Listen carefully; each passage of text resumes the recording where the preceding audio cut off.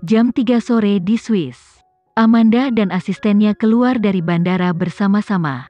Alexa telah memberitahunya bahwa orang-orang Kenzie akan menunggunya, dan mereka akan mengenakan mantel coklat dan topi hitam dengan koran di tangan mereka.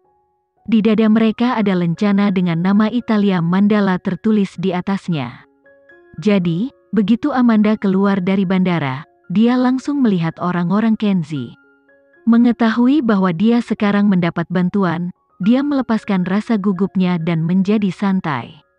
"Nyonya Amanda, dialah orang yang menjemput kita," kata sekretarisnya sambil menunjuk seorang pria yang mengenakan jas hujan hitam dan memegang sebuah tanda. "Silakan dan konfirmasi." "Saya tidak mengerti bahasa Italia," Amanda dengan sengaja menginstruksikan. Kenyataannya, dia hanya ingin sekretarisnya lengah. Dia sebenarnya telah belajar beberapa bahasa di sekolah. "Oke." Sekretarisnya bergegas menghampiri pria itu dan membisikkan sesuatu. Dia kemudian berbalik dan melambai pada Amanda. "Nyonya Amanda, semuanya baik-baik saja." Amanda menganggukkan kepalanya dan berjalan mendekat. Sementara itu, orang-orang Kenzie tertinggal di belakang. "Nyonya Amanda, silakan lewat sini."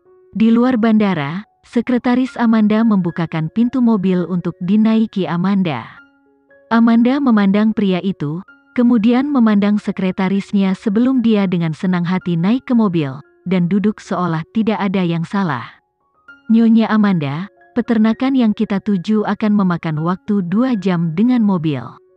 Kamu bisa tidur siang jika mau." "Oke." Amanda mengangguk. Melalui kaca spion, dia melihat ada mobil yang mengikuti di belakang, jadi dia berpura-pura tidur siang. Setelah itu, sekretarisnya berkata kepada pengemudi dalam bahasa Italia, "Jam berapa kamu berencana pindah?" "Dalam perjalanan menuju peternakan, kita akan menemukan persimpangan 3 arah yang berbahaya. Medannya sangat sulit, dan ada kelompok kriminal dari Eropa Timur yang melakukan perampokan dan tebusan di daerah itu sepanjang tahun. Beri dia segelas anggur. Anggur itu mengandung obat penenang." Ekspresi terkejut muncul di wajah sekretaris itu, tapi dia dengan cepat menahan emosinya. Dengan tangannya yang gemetar, dia menuangkan segelas anggur merah kepada Amanda saat dia sedang tidur. "Nyonya Amanda, apakah kamu ingin anggur?" Amanda perlahan membuka matanya dan mengangguk. "Berikan ke sini." Amanda menerima gelas anggur tinggi dan dengan lembut menutup bibirnya di tepi gelas, berpura-pura menyesapnya, sebelum mengembalikannya ke sekretarisnya. Dia kemudian menutup matanya dan pura-pura tertidur. "Oke, kami baik-baik saja." Melihat Amanda tertidur, sekretaris itu akhirnya santai. "Jangan salahkan aku karena melakukan hal ini, Nona Amanda telah memperlakukanku dengan sangat baik." Amanda tetap diam. Tampaknya dia tertidur lelap karena obat penenang dalam anggurnya. Setelah memeriksa ulang apakah dia benar-benar pingsan, sekretaris itu berbalik dan berkata kepada pengemudi, "Jangan perlakukan dia terlalu kejam. Ini bukan urusanmu." Mobil terus melaju ke depan, tetapi Amanda tidak menunjukkan tanda-tanda akan bangun. Setelah 1 jam berkendara, mereka akhirnya mencapai persimpangan 3 arah yang disebut berbahaya. Berdiri di perempatan adalah seseorang yang siap bertemu dengan mereka. Sopir menghentikan mobilnya, dan memasukkan Amanda ke dalam tas hitam sebelum membawanya keluar dan menyerahkannya kepada pria itu. "Atasi ini." Sekretaris itu memperhatikan saat Amanda dibawa pergi, dan menutup matanya dengan gugup. Telapak tangannya berkeringat saat tangannya gemetar. Terutama ketika dia mendengar kata-kata "urusan ini." Dia ingin mundur, tapi dia tidak bisa berkata apa-apa karena kata-katanya tercekat di tenggorokannya. Tidak butuh waktu lama sebelum Amanda dibawa pergi dengan mobil hitam. Sopir kembali ke limusin dan berkata kepada sekretaris, "Kamu dapat memanggil polisi sebentar lagi. Dia akan melaporkan bahwa mereka mengalami perampokan dan Amanda telah diculik." Amanda memang diculik, namun mobilnya dengan cepat dihadang oleh kendaraan lain. Selusin pengawal yang kuat segera menahan orang-orang di dalam mobil. Mereka tidak hanya membawa pergi Amanda, tetapi mereka juga menghancurkan mobilnya dan mengirim orang-orang itu ke kantor polisi. "Nona Amanda, apakah kamu baik-baik saja?" Amanda merobek tas hitam itu dengan bantuan seorang pria paruh baya, dan menghirup udara segar beberapa kali. Dia kemudian menjawab, "Saya baik-baik saja."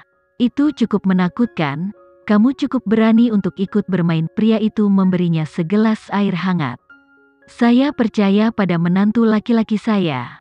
Sebenarnya, setelah Amanda memikirkannya, dia sedikit trauma dengan kejadian itu. Tapi pada saat itu, jika dia tidak berpura-pura tidak sadarkan diri, pengemudinya mungkin sudah langsung bergerak di dalam mobil. Itu tidak akan ada gunanya.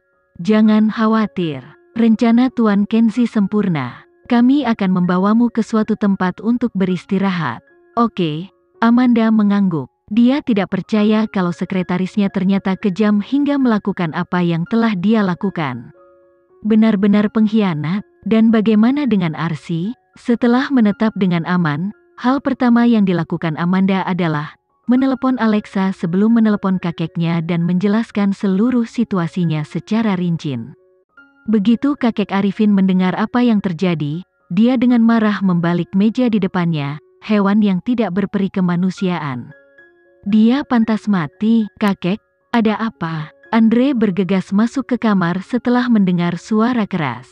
Melihat ekspresi marah kakek Arifin, dia cukup terkejut. Sudah lama sejak kakek Arifin menjadi marah seperti ini. Kakek Arifin menarik napas dalam-dalam dan menenangkan dirinya. Melihat cucunya di hadapannya, amarahnya mereda. "Amanda, aku senang kamu baik-baik saja. Mari kita tunggu dan lihat apa yang ingin dilakukan makhluk busuk itu." "Ayah, aku baik-baik saja, jangan khawatir." Mendengar percakapan antara kakek Arifin dan Amanda, Andre secara kasar menebak apa yang sedang terjadi. Siapa lagi di keluarga yang akan menimbulkan keributan seperti itu? Kakek Arifin meletakkan telepon di tangannya, memegang dadanya dan menjabat tangannya yang lain. Bagaimana keluarga Geraldine menghasilkan monster yang begitu kejam? Andre bergegas mendekat dan memegangi lelaki tua itu, sebelum dia mendengar sedikit demi sedikit tentang apa yang terjadi pada Amanda. "Kakek, tidak perlu khawatir. Dengan adanya kakak Alexa dan kakak iparnya, tidak peduli seberapa besar kekacauan yang dibuat wanita itu, dia hanya akan menembak dirinya sendiri. Mari kita tunggu dan lihat." Kakek Arifin menarik napas dalam-dalam. "Mari kita lihat apa yang dia rencanakan terhadap perusahaan Geraldine. Jika bukan karena anak di perutnya, aku pasti sudah menanganinya sejak lama." Keluarga Geraldine menerima kabar bahwa Amanda hilang melalui sekretarisnya. Pada saat pengurus rumah tangga menerima panggilan telepon, dia sangat ketakutan hingga hampir menjatuhkan teleponnya ke lantai. Arsi ada di ruang tamu saat itu. Melihat pengurus rumah tangga panik, dia langsung bertanya, "Ada apa?" "Nyonya telah diculik dan keberadaannya saat ini tidak diketahui." "Bagaimana ini bisa terjadi?" Ekspresi khawatir muncul di wajah Arsi. "Jangan beritahu kakek tentang hal ini. Aku tidak ingin dia khawatir." Kenyataannya, Arsi telah mendengar langkah kaki kakek Arifin mendekat, dan dengan sengaja mengucapkan kata-kata ini. "Segera hubungi polisi Swiss dan periksa situasinya. Perusahaan Geraldine saat ini sedang berkembang, kita tidak bisa hidup tanpa Bibi Amanda." Kakek Arifin berdiri di belakang Arsi. Melihat dia melakukan suatu akting, dia begitu tergoda untuk berjalan dan melemparkan 2 tamparan keras ke wajahnya, tapi dia tahu dia harus menahannya untuk sementara. Kakek pengurus rumah tangga mengerutkan alisnya saat dia melihat pria tua yang berdiri di belakang Arsi. "Kakek." Arsi berbalik dan tersentak. "Apa yang terjadi dengan Amanda?" "Bukan apa-apa. Orang-orang di Swiss belum melakukan kontak dengan Bibi Amanda, jadi mereka menelepon untuk bertanya," jawab Arsi. "Ceritakan padaku apa yang terjadi." Kakek Arifin menyadari motif Arsi, jadi dia berbalik untuk menanyai pengurus rumah tangga. Pembantu rumah itu sedikit terkejut ketika dia melihat ke arah Arsi. Dia kemudian menoleh ke kakek Arifin dan menjawab dengan serius. "Sekian dulu ya video kali ini. Kita lanjutkan lagi videonya di lain waktu. Oh iya, bagaimana menurut kalian? Semoga bisa sedikit menghibur kalian semua. Untuk teman-teman yang baru nonton, jangan lupa subscribe ya, hehehe. Dan kalau teman-teman ada yang ingin gabung langganan, bisa langsung gabung saja untuk dapat fitur yang menarik dan sedikit membantu Mimin. Terima kasih banyak sudah menonton, sampai jumpa lagi, bye.